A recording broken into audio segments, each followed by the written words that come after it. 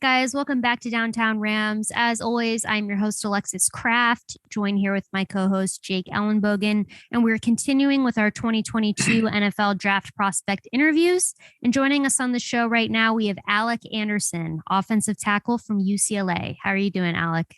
I'm doing good. How are you guys? Thanks for having me on. We're great, man. And just to get started with the interview here, I want to ask you when you started playing football, at what age, and when it became apparent to you that you could be doing this in the NFL one day. So I started playing at 8 years old. I grew up watching my uncle play and then watching my brother play. And so I kind of just followed suit. Looked like a lot of fun. And then I would say sophomore, junior year of high school, I really fell in love with the game and started going, oh, well, I mean, I can make a career out of this. It's fun playing. The camaraderie I love. The how fast the game goes I love. So it's really a fun time out there. For sure. And growing up, so that kind of leads into my next question. So I was going to ask, who's your favorite NFL player growing up? I would have to say Taylor Lewan probably Taylor Lewan. Okay. Because you said your uncle played, right? Yeah. Yeah, he played in the NFL. He played for the Rams back when they were in St. Louis. He was a tight end. His name's Corey Harkey. And so I have connection through him. Yeah. So it was really cool watching him play. I loved Corey Harkey. He's just like the heart and soul of that tight end room. So yeah. He had a lot of fans, Rams fans for him. So I'm not just saying that. I mean, Harkey was the man. So I would have to say cool. He was good. Yeah. Yeah, and I'm from St. Louis, by the way. That's how I became a Rams fan. Okay. So St. Louis Ram right here. So, yeah. But, okay. Yeah, Taylor Lewan, though, he's also a very good player. Yeah. Yeah, he's just not Corey Harkey. I mean, very little people are, Yeah, exactly. And he wore those horns, and Taylor Lewan did not. Although he was very good, so I'm not knocking him. Yeah, no. I want to get your thoughts because we've actually interviewed quite a few guys from UCLA. We interviewed your teammate Quentin Lake. We interviewed Quantrez Knight. So, UCLA, you guys have quite the talent. And they've been some fantastic interviews. So want to ask you, what made you decide to play at UCLA? It was the Chip Kelly offense. I considered myself a very athletic offensive lineman. I feel like that's why a lot of the teams in the draft like me.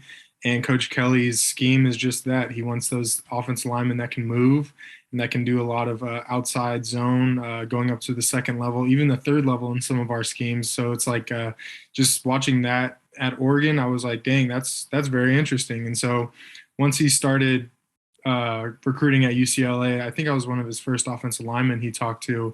And I just loved him from the get-go. A lot of people say he's not a very people person. I think opposite. I think he's a great guy. He loves to talk about anything. He loves to pick people's brains about all the topics. And so that's what I really wanted, somebody who cared about me, not only on the field of how good I did, but also off the field. And I think Coach Kelly really provided those off the field options towards all of his players, which was very just outstanding from him. So that's why I kind of chose to go there. Yeah. And, playing at UCLA, you also play against a lot of really good competition every week, play against a lot of good schools. Is there anyone who stands out to you as being the toughest guy that you faced in college? In college, I would say in the Pac-12, it was, of course, Kayvon Thibodeau. Dude's a great football player. He plays with a high motor. He's physical at the point of contact. And so I'd say in the Pac-12, it was him. And then this year playing LSU, Ollie Gay, defensive standout in the SEC. So he was a very good opponent that I went against. Both of them really made me hunker down that week and really dive into the film like I haven't before. And so it was always fun going against Kayvon, and then also having that pleasure of going against Ali was really fun. Yeah, I mean, I'll just say this right now. I think you went up against the best player in the draft. I don't know, Kayvon is just another level. And it's funny how it's kind of gotten lost in translation, because normally when those guys come out of high school and they're like the top guys, and it's just kind of like expected, right? Like, oh, of course, like they're playing as well as. Yeah, I feel like he's somewhat become a little underrated just because of how good he is. I think he's quite clearly the best in the draft, and I think that's a really good one to name. But what I want to ask you, you mentioned, going up against, LSU, and that was a huge moment, for your program. I don't know if this will be the answer, but what was your favorite game that you played in college? Oh, that's a tough one. I would say I have two or three favorite moments or favorite games, really. I would have to start off my freshman year when I first got to actually go out and play. That was a really big moment for me because my family came down and my parents were able to watch me, go out on the field my freshman year as a freshman and play. So that was very big. And then my second one would have to be um, that comeback against Washington State back in 2019. Yeah, right before COVID. That one when we had that big deficit coming back and playing, and that was fun. And then a tie this year was the LSU game and also the USC game. Absolutely putting 66 points on USC is just a great feeling. It was a fun game to play in and be able to say, yeah, I was a key contributor to that success. So those ones are a lot of fun. For sure. And just looking at your position of offensive tackle, what would you say is the most important trait for an offensive tackle to have? I would have to say being able to forget quick, but not, completely forget about it. I would say going against top tier defensive ends in the Pac-12, it really makes you earn your scholarship. They have a scholarship, you have a scholarship, and so you both are good players. And at the end of the day, it's who earns their scholarship. And so I think as an offensive tackle, you are going to get beat sometimes, but it's not about getting angry and just wanting to kill the guy the next play. It's about forgetting about it, but knowing the tendency of what he's going to do, how you got beat. And I think that plays a big part of being successful, especially in the Pac-12. And now kind of, adding on to that, just to get to know you a little bit more as a player, what would you say is your biggest strength? I know you mentioned athleticism and how this Chip Kelly offense made a lot of sense for you. But is there something else that really stands out to you as your biggest strength? I would say my grip strength. I'd say once I get my hands inside of your chest, you're not going anywhere. I'd say a combo with my grip strength, and then also how quick my feet are to get back underneath myself. I can redirect really easily and be able to stay in front of my defender. And is there anything that you're looking to improve on in your game?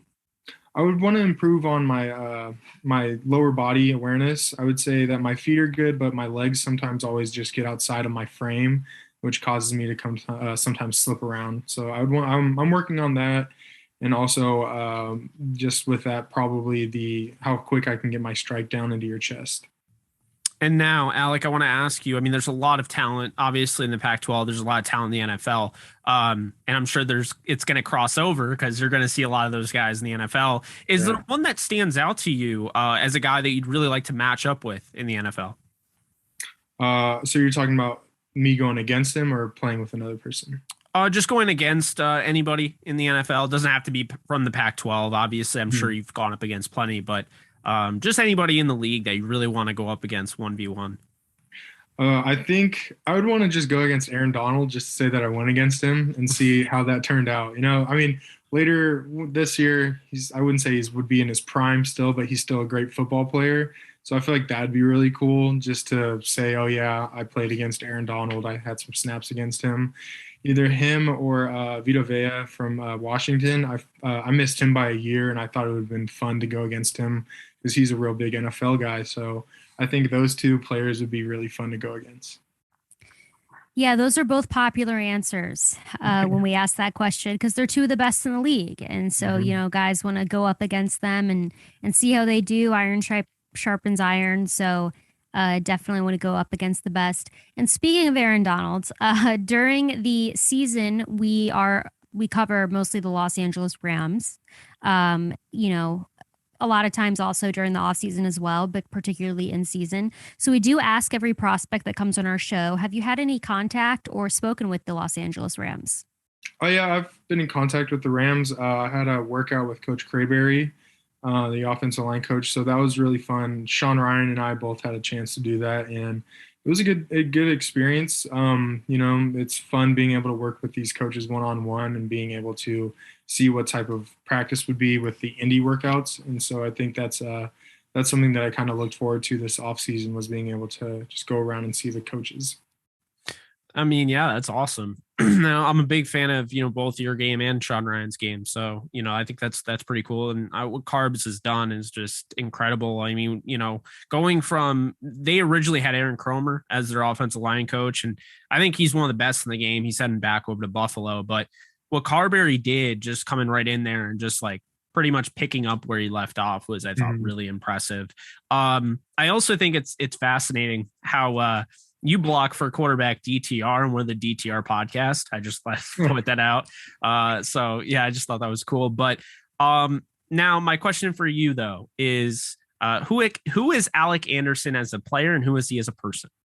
I would say those are two different people.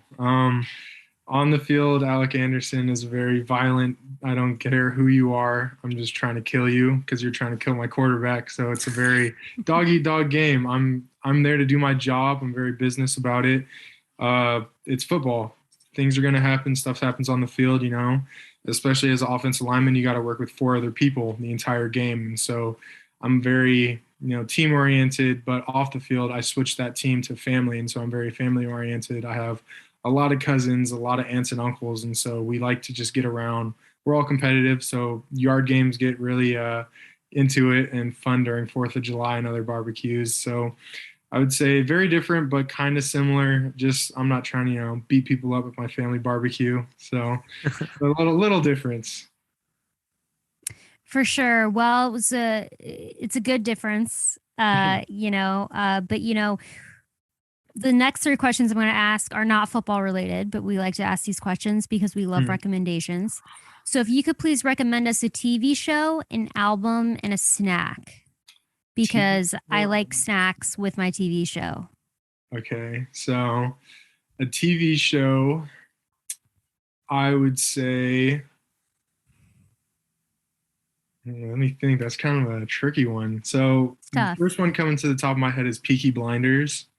That one's a really good show. And then also Breaking Bad, of course, one of the greatest shows ever made. And then you said a snack and an album. A snack, I love having probably just popcorn. I'm a simple person. Some popcorn while watching a show is nice. Or some peanut butter on top of a celery. Amazing. My mom used to give that to us as a kid. And then an album, I would say probably Purple Rain, the Prince album. That's a great one always to get down to. My dad played that for his kids a lot, so a classic one. So those are some options for you. All great recommendations. Although I haven't seen Peaky Blinders yet.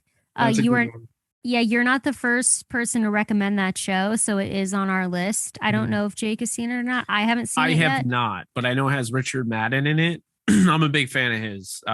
Game of Thrones, Eternals. I think he was in another one, but yeah, I'm definitely that's on my list. And then Breaking Bad, I don't know what's wrong with me. I watched one episode I thought was absolutely incredible, and I've never watched it again. You got to just hunker down, man. You just got to go with it. I'm bad with that in the other way, because I was telling Alexis, like, someone, I forget who we were interviewing, but someone recommended Bel Air. I finished that as soon as it came out. I just finished the OC. I don't know if anyone recommended it, but someone did on Twitter probably. Like I will binge watch these shows. It's just a matter of like actually making the commitment and which show. So yeah, I'll check that out at some point. You got to watch Breaking Bad. I binged that like before that was a Netflix thing. Like I went to Best Buy and bought it on the DVDs. Oh, wow. And are on Blu-ray, and I put them in my Blu-ray player, and that's how I binged Breaking Bad way back, like before it was even finished and the final season was on. Very good show. You should check out Outer Banks, by the way. It's kind of like similar as like that drama, but it's like my girlfriend has recommended it to me. I can't get into that one. Have you watched it? I watched an episode. It gets no, trust me, because I was the same thing as you. Someone recommended it on one of our shows, and I was like, Outer Banks, really? This seems like teeny bopper, right? Like, no way I'd be in. It gets it. Like, I couldn't believe how intense it got. I couldn't. And it was the same thing with the OC. I thought it was like a teen soap opera, and then it ends up getting so intense and like all sorts of twists and turns. I don't know, man. Some of these shows, like if you just look at like the quick 15-second clip that it'll show you on Netflix, you're not going to want it. But if you give it a shot, like, I mean, that's I'm saying typically how that it I didn't goes. watch Yeah, Breaking no. Bad, but Yeah, I'll watch like the trailer for it, and I'm just like, it doesn't No, look I like it. It was looks like my little cousins would watch it. So exactly, but it gets like crazy, which for like no reason. Like it is so it's like treasure hunting. Sure, it's kind of like Uncharted if you've seen that new movie that came out, and a little bit of Indiana Jones, but it's also got some of that, like some of those really dark elements to, like, I don't know, like kind of like Breaking Bad, kind of like Ozark-ish. I mean, it gets very Ozark kind of like feeling. So it's just one of those things like where a lot of these TV shows, they start out and they look like, I think they kind of push people away because they look really lame. And then they get like super dark and you don't expect it. So I just got to push past like first 3 episodes. Yeah, I think it really starts to come into its own halfway through the first episode, halfway through the first season. And then the second season's just unlike anything in the first season. It goes from 0 to 60. Okay. You should watch, have you guys seen Dexter? I haven't, but I want to see it really badly. That one's good. I started watching it with one of my old roommates in college. He and I just watched it during camp when we had our little free time. Okay. It got crazy. Like that's one of those ones where like it really builds. So well, that's the serial killer that's like a good guy, right? Yeah, he's a police or blood splatter analyst, and he's a psychopathic killer, but his dad was a police officer and taught him to use it for good. And so it's a good show. It's interesting. Yeah, I think there's something like that. Prodigal Son. It came back. Yeah. Oh, yeah. Yeah, Prodigal Son, but Dexter like came back. Like they, I guess, kind of rebooted it. Right? I think it's the third season. If you don't watch any, just watch the third season. Like that one's the best one. The Trinity Killer, that's hands down the best season out of all of them. Are they anthologies or do they go together? Oh no, they just own thing. Like each season's different from the last one. No, but I mean like each episode, do they go together or are they just completely? Yeah, each episode goes together for the whole season, but different seasons you don't have to watch to keep up with it. Okay. It's like when like my brother tried to get me into, what was it, the Clone Wars? And he forgot to mention that none of those shows go together. Like none of the episodes go together. I was like, are you kidding me? I'm not sitting here watching this. Like, like nothing goes. I like anthologies if it's like Black Mirror. Like ask Alexis. She got me into that. I like Black Mirror because going in is an anthology. But have you seen Love, Death, Robots? Why does that sound really familiar? I have not seen it. Each one, so each season or each episode is a different type of animation, like style, like different type of art. It's not anime. It's not like Dragon Ball Z or Naruto, but it's like really cool because they'll like some of them look really realistic, and you have to look close to make out the animation in it. But it's a good show. Each one's different, and I love that one. That's interesting. I like that concept. I think they were kind of going to go with that with the upcoming Into the Spider-Verse. They were going to have like different animation. So I think that's kind of cool. I like that idea. Good. Each one's like 10, 15 minutes. It's not even that long. Like it's just a short little snippet. It's cool. Yeah, I might have to check that out. There's so many good TV shows. And the sad thing is, Alec, is that we're never going to watch them all. It's just not possible. It's just not. We got other things to do than I know. But I know. And for you, that's going to be playing in the NFL. Yeah. That is pretty big responsibility. It is. And we are excited to see where you end up. Hopefully it's on the Rams, but even if it's not on the Rams, we're going to be fans no matter where you go and be following along your journey and your success. We'll definitely stay in touch. But Alec, thank you so much for coming on the show. We really appreciate it. We know it's a busy time as there's literally 8 days until the NFL draft. Yeah. It's getting down 7 days now. 7 days. I've been saying 8, but it's literally a week from today. Wow. Crazy. Time is flying by. It's going so quick. But again, thank you so much. Stay healthy. We will be excited to see where you end up, and hopefully we'll talk again soon. Thank you for having me. I appreciate it. Absolutely, Alec. Take care, stay healthy, and we'll be in touch. And also be sure to tell Corey Harkey that we are fans and we say hi. I will. Next family gathering, I'll say you guys said hello.